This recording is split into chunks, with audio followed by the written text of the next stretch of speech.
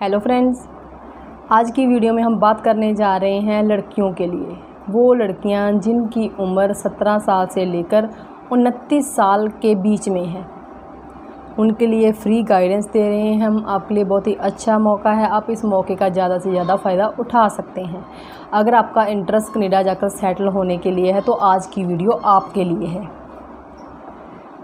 हमने भारत में काफ़ी लोगों की समस्याओं को देखते हुए आपके लिए एक हेल्प के तौर पे free helpline for immigrating to Canada start किया है, जो कि सिर्फ 2 महीने के लिए लॉन्च किया गया है, जो कि 31 जुलाई 2021 तक जारी रहेगा।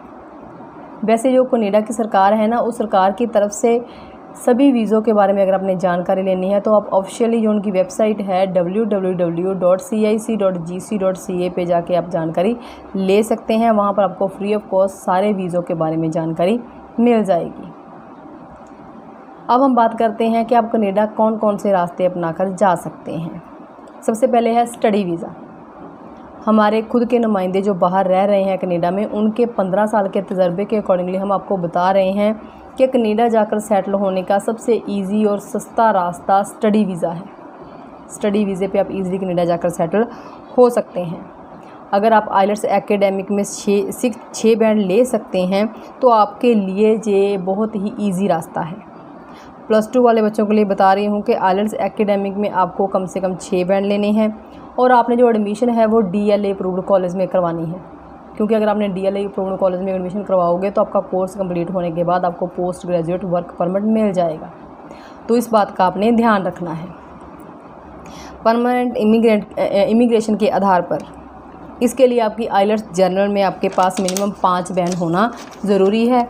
आपकी +2 पास होना ज़रूरी है। IT डिप्लोमा या डिग्री का सर्टिफिकेट आपके पास होना चाहिए और उसके साथ साथ आपके पास 1 साल का पेड वर्क एक्सपीरियंस होना भी ज़रूरी है।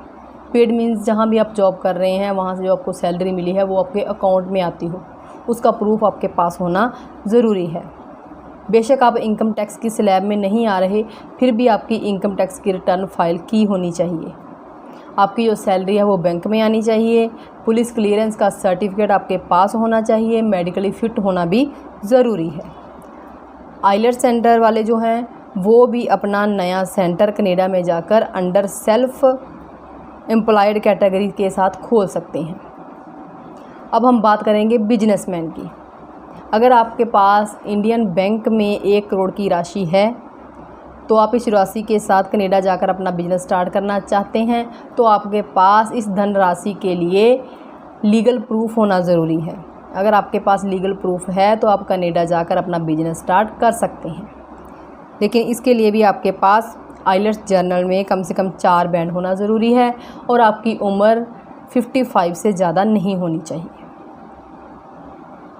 अगर आप किसी भी इंजीनियरिंग कॉलेज या फिर सरकारी IT से आपके पास कम से कम 1 साल के कोर्स का सर्टिफिकेट है और उसका प्रूफ आपके पास है और आप कम से कम 1 साल का आपके पास एक्सपीरियंस है और आपकी जो उम्र है वो 29 साल से कम है और आइलेट्स जर्नल में आप कम से कम 5 बैंड ले सकते हैं, तो भी आप कनाडा जाकर सेटल हो सकते हैं।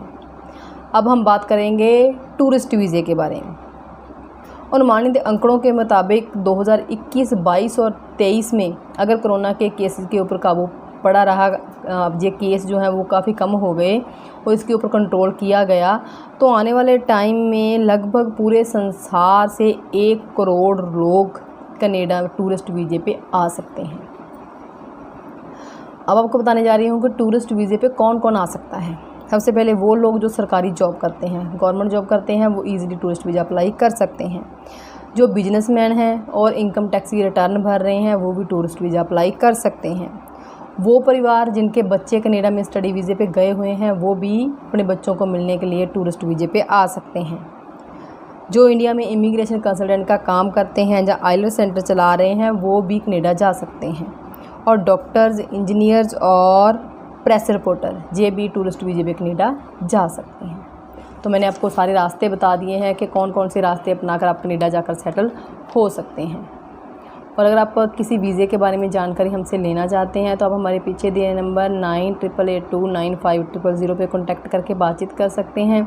और अगर आपने IT के रिगार्डिंग बात करनी है तो आप 9815101148 पे कॉन्टैक्ट करके बातचीत कर सकते हैं। और ज़्यादा अपडेट्स लेने के लिए चैनल को सब्सक्राइब करें और वीडियो को लाइक और शेयर करें। Thank you.